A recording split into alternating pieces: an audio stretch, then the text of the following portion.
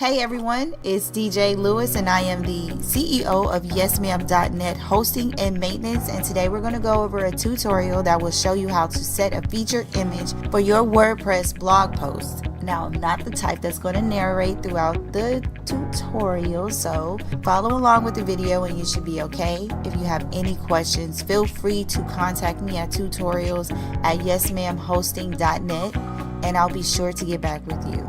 Let's get started.